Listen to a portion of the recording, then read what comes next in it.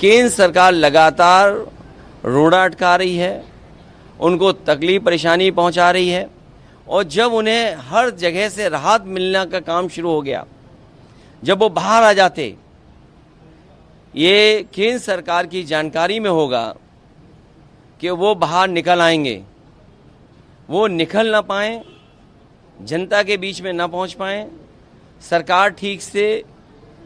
न चला पाएं, इसलिए फिर उन पे न जाने कौन सा मुकदमा लगा करके फिर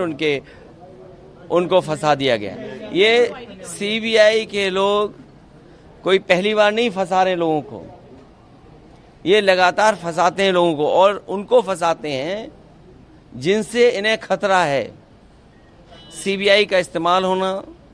दिल्ली की संस्थाओं का इस्तेमाल होना, और उसी का परिणाम ये था कि बीजेपी की सरकार के खिलाफ मतदान हुआ। वो तो बच गए, नहीं तो दिल्ली की सरकार जो थी, केंद्र सरकार, वो कभी सफाया हो गया होता।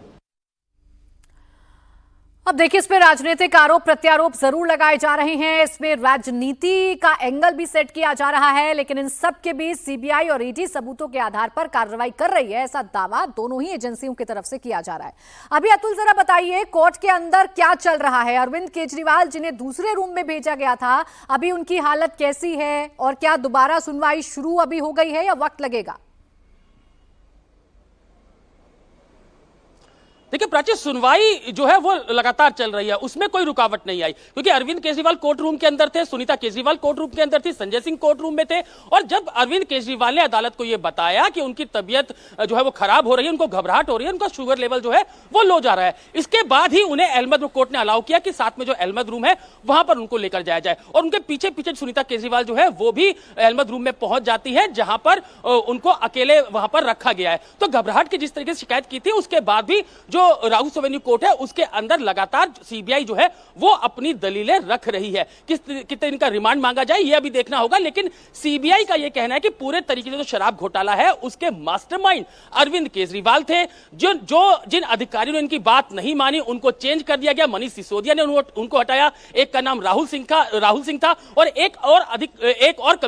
और जो अधिकारी है उनका नाम कोर्ट में बताया गया। तो यह बताया गया कि किस तरीके से शराब घोटाले के अंदर साउथ लॉबी पूरे तरीके से इन्वॉल्व थी, जो मार्जिन है उसको 6% से 12% किया जाए, इसके लिए बकायदा 100 करोड़ रुपए की रिश्वत आम आदमी पार्टी को साउथ लॉबी ने दी थी। ये आज सीबीआई ने कोर्ट के अंदर ऑन रिकॉर्ड कहा है। तो कोर्ट लगातार कोर्ट के अंदर अपनी बहस जो है वो सीबीआई कर रही है कि किस तरीके से इस पूरे शराब घोटाले के अंदर अरविंद केजरीवाल से रिमांड में लेकर पूछताछ करने की जरूरत है। पहले उनसे इसलिए सीबीआई ने पूछताछ नहीं की थी कि चुनाव चल रहे थे, सुप्रीम कोर्ट ने उनको अंतरिम जमानत दे रखी थी, और अब जबकि चुनाव खत्म हो चुके हैं तो अब जो सीबीआई है वो कल पहले तिहाड़ जेल जाती है, कोर्ट की परमिशन के बाद जाती है, और वहां पर पूछताछ अरविंद केजरीवाल से की जाती है, और उसके बाद लगभग आज सुबह 9:15 बजे अरविंद केजरीवाल को राउस एवेन्यू कोर्ट में तिहाड़ जेल प्रशासन पेश करता है, प्रोडक्शन वारंट पर उनको लेकर जाया जाता है, और तकरीबन 10:30 के बाद उनको अरविंद केजरीवाल को कोर्ट रूम में लेकर आया जाता है, और वहां पर जो सुनवाई चल रही है और सीबीआई अपनी तरफ से दलीलें रख रही है। बताया जा रहा है कि अरविंद केजरीवाल की अरेस्टिंग क्यों की गई है और जो रिमांड है वो सीबीआई को क्यों चाहिए, लेकिन जो टाइमिंग है अतुल सीबीआई की अरेस्टिंग की, उस पर अब सवाल उठाए जा रहे हैं। उसको लेकर अब कई प्रश्न हैं जो खड़े किए जा रहे हैं आम आदमी पार्टी की तरफ से। आम आदमी पार्टी कह रही है कि पूरी उम्मीद थी हमें कि सुप्रीम कोर्ट से राहत मिलेगी, ऐसे वक्त पर सीबीआई ने गिरफ्तार किया है, इसलिए ये एक साजिश के तौर पर नजर आ रहा है। देखिए प्राची, मनीष सिसोदिया को शराब घोटाले के अंदर सीबीआई और ईडी दोनों ने गिरफ्तार किया है। के कविता को शराब घोटाले में ईडी और सीबीआई दोनों ने गिरफ्तार किया है। कि अरविंद केजरीवाल को जब ईडी ने इस पूरे मामले के अंदर गिरफ्तार किया तो यह माना जा रहा था कि सीबीआई जो है वो कभी भी उनको जो क्रिमिनल कॉन्स्पिरेसी है उसमें गिरफ्तार कर सकती है। और अभी की अगर मैं बात करूं तो कहीं भी